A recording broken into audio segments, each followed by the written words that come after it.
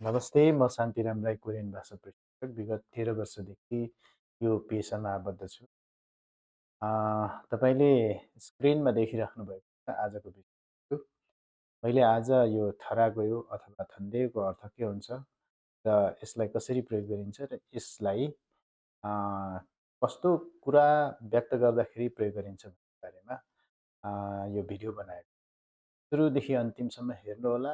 यदि तपाईँले सुरुदेखि अन्तिमसम्म हेर्नुभयो भने केही न केही यहाँबाट ज्ञान प्राप्त गर्नुहुनेछ अथवा कोरियन भाषामा केही न केही उपलब्धि हासिल भन्ने मैले आशा लिएको छु। अब मैले यहाँ थन्डे हो अथवा थरा गयो को बारेमा स्पष्ट पार्न खोजेको छु। जस्तै यहाँनिर छ अगान,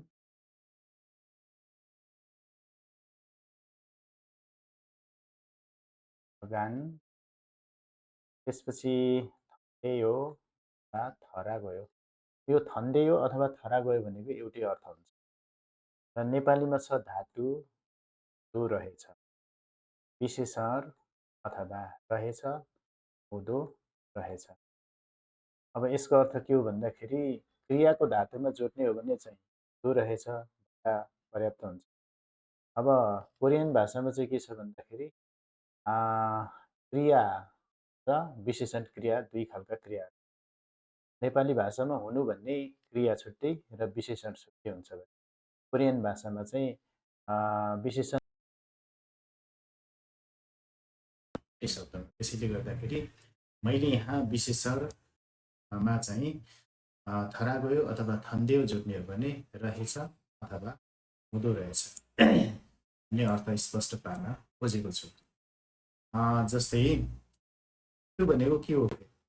सबभन्दा पहिला त्यो भनेको के हो? त्यो भनेको नेपाली क्रियामूलको शब्दान्तमा रहेको नु शब्दखण्ड हटाएर बाँकी रहेको भागलाई धातु भनिन्छ। त्यसै गरी अगान भनेको के हो त? कोरियन भाषाको क्रियामूलको अन्तिमको शब्दखण्ड दा हटाएर बाँकी रहेको भागलाई अगान भनिन्छ। अर्थात् यसलाई इङ्ग्लिसमा भन्ने हो भने भर्ब स्टेम अथवा भिएसटी भनेर भनिन्छ। अब जस्तै म सामान्य क्रियाबाट, सामान्य थोङसाबाट, सामान्य ह्यङयङसाबाट तपाईँहरूलाई सुरु गर्न चाहन्छु। जस्तै खादा जान क्रियामूल हुन्। कोरियन भाषाको क्रियामूल खादा हो भने नेपाली भाषाको क्रियामूल जानु। खादाको अन्तिमको दा हटाइसकेपछि बाँकी रहेको भाग खा हुन्छ। त्यस्तै गरेर जानुको अन्तिम शब्दखण्ड नु हटाइसकेपछि बाँकी रहेको जा हुन्छ, त्यो धातु हो। यहाँनिर खादा अर्थात् जानुको अगान अर्थात् धातु भनेको के त? खा। अब खामा थन्डे हो अथवा थरा गयो लेख्ने हो भने, के अरे जोड्ने हो भने के हुन्छ भन्दाखेरि खाधरा गयो, खाधन्डे हो। नेपाली भाषामा जामा दो रहेछ जोड्दाखेरि के हुन्छ? जाँदो रहेछ। अर्थात् जानु हुँदो रहेछ। आदरवाची रूप प्रयोग गर्ने हो भने जाँदो रहेछ। भाइ के अरे ऊ पनि स्कुल जाँदो रहेछ, ऊ पनि काम गर्न जाँदो रहेछ, उहाँ पनि काम गर्न जानु हुँदो रहेछ, उहाँ पनि श्रम गर्न जानु हुँदो रहेछ, आदि आदि। यो दो रहेछ अथवा नु हुँदो रहेछ अथवा रहेछ हुँदो रहेछ कतिखेर प्रयोग गर्छौँ? तपाईँले आफूले बोलिराख्दाखेरि कतिखेर प्रयोग गर्नुहुन्छ यो वाक्यांश? यसो सोच्नुहोस्, सोचेर ल्याउनुहोस्। यहाँ यस्तो हुन्छ, यो यस्तो बेलामा प्रयोग गरिन्छ। जस्तै आफूले पहिलो पटक अथवा झट्ट देखेको वा भोगेको कुरा अलि आश्चर्यतापूर्वक प्रतिक्रियाको अपेक्षा गर्दै श्रोतालाई बताउँदाखेरि यो दो रहेछ, हुँदो रहेछ भन्ने हामीले नेपालीमा प्रयोग गरिराखेका हुन्छौँ भने कोरियनमा पनि थरा गयो अथवा थन्डे हो त्यही अर्थमा प्रयोग गरिरहेको हुन्छ र त्यस्तै खालका अभिव्यक्ति व्यक्त गर्नको लागि प्रयोग गरिरहेको हुन्छ। जस्तै मैले चाहिँ यहाँ योङसा अगान लेखेको छु, यहाँनिर ह्यङ योङसा अगान लेखेको छु। त्यसपछि जोडिन आउने प्रत्यय थन्देयो हरा गयो, थन्देयो हरा गयो। अब ह्यङ योङसा भनेको के हो भन्दाखेरि विशेषण र हुनु क्रिया सँगै जोडिएको एउटा क्रियाको रूप हो। अब यहाँनिर धातुमा मैले क्रियाको धातुमा चाहिँ दो रहेछ भनेर जोडेको छु। जस्तै यहाँनिर एउटा वाक्य छ, फाके नागा नन्दे बाहिर गएको त, हिगा ओगो इतन्दे हो, हिगा ओगो इतरा गयो भन्न सकिन्छ। यो के भयो भन्दाखेरि बाहिर नजाउन्जेलसम्म मैले पानी पर्दैछ भन्ने कुरो थाहा पाएँ, अथवा म जबसम्म बाहिर निस्किन तबसम्म मलाई बाहिर पानी पर्दैछ भन्ने कुरो थाहा थिएन। जब म बाहिर निस्केँ अनि पानी पर्दै गरेको थाहा पाएँ। त्यसैले गर्दाखेरि म भन्दैछु फाके नागानन्दे हिगा ओगो इतरा गयो इतन्दे हो, बाहिर निस्कँदाखेरि त अथवा बाहिर निस्केको त पानी पो परिरहेको रहेछ, पानी पो पर्दै रहेछ। भनेको तात्पर्य के हो भन्दाखेरि जब बाहिर निस्के अनि थाहा पाएँ पानी पर्दै गरेको, त्योभन्दा अगाडि मलाई थाहा थिएन। त्यसरी यो पनि के हो त, पहिलोपटक त्यो परिवेशमा पहिलोपटक देखेको अथवा भोगेको अनुभव भन्नुपर्छ। त्यस्तै गरेर यहाँ मैले विशेषण प्लस रहेछ हुँदो रहेछ भनेर लेखेको छु। यो चाहिँ विशेषण ह्यङ योङसा अगान भन्ने बित्तिकै विशेषण भनेर बुझ्नुपर्छ। त्यसपछि हुन्छ, हुँदैन, हुँदो रहेछ, रहेछ, छ भन्ने अर्थ दिन सकिन्छ। हेसु योगचाङे खाबानन्दे, चाहिँ हेसु योगचाङे खाबानन्दे समुद्र तट अथवा बीचमा गएको त आचु छेमे इतन्दे हो, छेमे इतरा गयो पनि भन्न सक्छ। समुद्रको तटमा गएको त असाध्यै रमाइलो पो हुँदो रहेछ। यसको अर्थ मैले यो भन्दै गर्दाखेरि हेसु योगचाङे खाबानन्दे आजु छेमी इतन्दे हो भन्दै गर्दाखेरि तपाईँले के बुझ्न सक्नुहुन्छ भन्दाखेरि यो मान्छे योभन्दा अगाडि हेसु योगचाङ अथवा बीचमा गएको रहेनछ भन्ने कुरो तपाईँले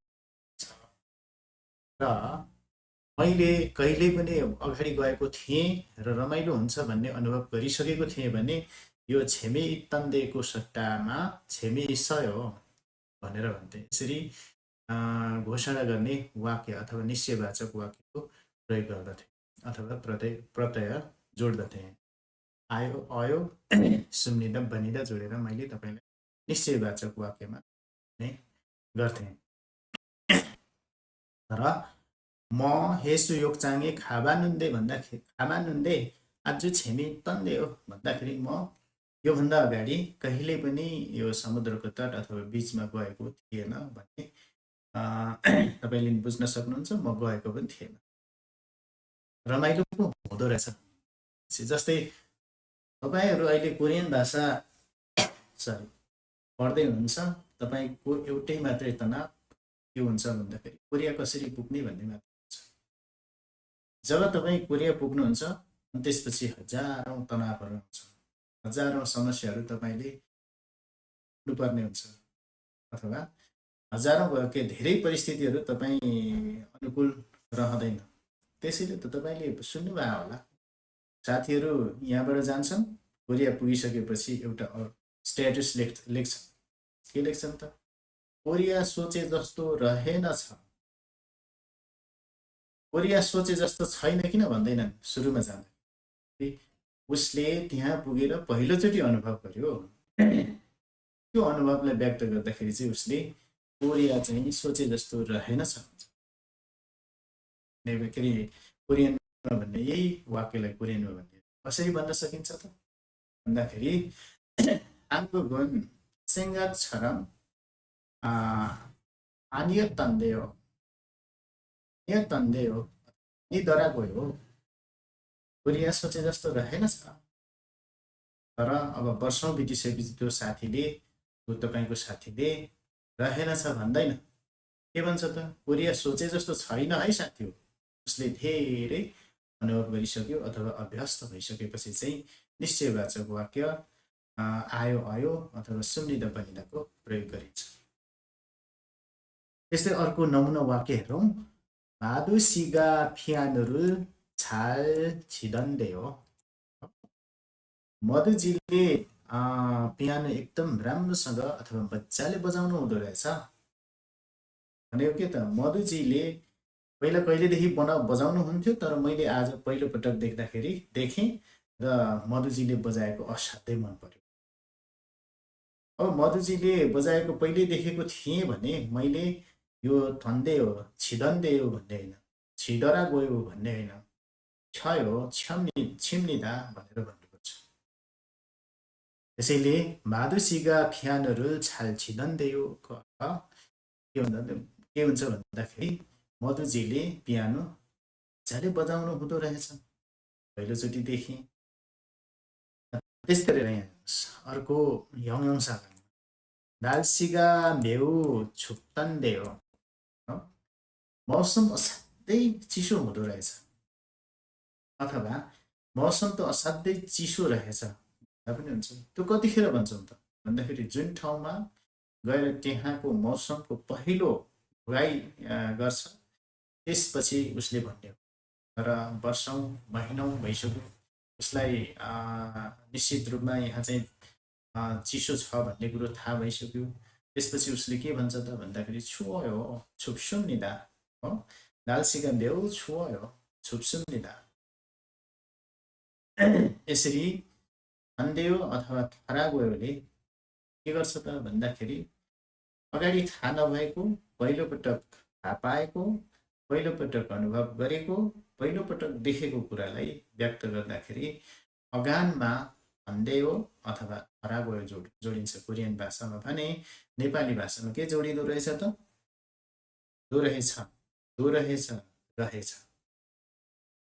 त्यस्तै गरेर यो त भयो क्रियाको धातुमा र विशेषण क्रियाको धातु। अब यदि नाममा जोड्नु पर्यो भने म्यङ्सामा जोड्नु पर्यो भने चाहिँ इदन देयो।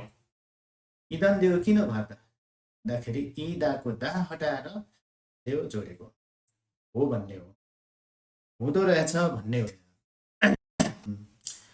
जस्तै यहाँ हेर्नुहोस्, यहाँ पो रहेछ, पो हुनु हुँदो रहेछ। जस्तै यहाँ इदा भनेको त हो अथवा होइन भन्ने अर्थमा प्रयोग गरिने हुनु भन्ने क्रियाको रूप हो। जस्तै फोङसी आबजी केसनन उइसाई दन्दे हो। फोङजीको बुवा डाक्टर हुनुहुन्छ भन्ने कुरो मलाई थाहा थियो। जब थाहा पाएँ त्यसमा अलिकति आश्चर्य हो, अलिकति आश्चर्य अनि अलिकति त्यो मैले बोलेको तपाईँलाई तपाईँसँग म कुरा गरिरहेछु, तपाईँले मलाई के भन्नुहुन्छ त, के जवाफ दिनुहुन्छ त भन्ने अपेक्षा अथवा आशा राख्दै कुरा गर्दाखेरि चाहिँ उइसाई दन्दे हो। फुवाङजीको बुवा त डाक्टर पो हुनुहुँदो रहेछ त। यसरी थन्देयो अथवा थरागोयोलाई हामीले प्रयोग गर्न सक्दछौँ। जस्तै थोङदेमुन, कोरियाको थोङदेमुन भनेको विदेशीहरूको जमघट हुने ठाउँ, त्यसमाथि पनि नेपालीहरू असाध्यै धेरै जमघट हुने ठाउँ हो। म भन्छु कोरियनहरू भन्छन् हो, कहिल्यै नगएको कोरियन त्यहाँ पुग्दाखेरि नेपाली नेपाली जतै पनि नेपाली देख्छन्। त्यसो भएपछि त्यो कोरियनले अर्को कोरियनलाई के भन्दो हो त भन्दाखेरि थोङदै मुने खावानुन्दे हानुन्दे नेपाल सरामदुरी मान्थन्दे हो। म थोङदैमुन गएको थिएँ, नेपालीहरू धेरै हुँदा रहेछन्, नेपालीहरू त धेरै पो हुँदा रहेछन्। यसरी अलिकति आश्चर्यता त्यसमा र कतिखेर भन्दाखेरि पहिलोचोटि आफूले देखेको, योभन्दा अगाडि थाहा नभएको कुरा थाहा पाउँदाखेरि आश्चर्य व्यक्त गर्दै त्यो परिस्थितिलाई बताउँदाखेरि, त्यो परिस्थितिको बारेमा, त्यो अवस्थाको बारेमा बताउँदाखेरि थन्देयो अथवा गयोको प्रयोग गरिन्छ। के कति बुझ्नुभयो? यदि बुझ्नुभएको छैन भने कमेन्ट गर्नुहोस् र यस्ता खालका अलिकति कन्फ्युज भने अलिकति स्पष्ट अर्थ लाउन नजानेको यदि ग्रामर प्याटर्न छ भने मलाई इनबक्स गर्नुहोस् अथवा कमेन्ट गर्नुहोस्। त्यसैको बारेमा म तपाईँलाई फेरि भिडियो बनाएर पस्किनेछु। यदि यहाँ केही बुझ्नुभएको छैन, कहाँनिर के बुझ्नुभएको छैन त्यो कुरो छ भने पनि प्रश्न राख्नुहोस्।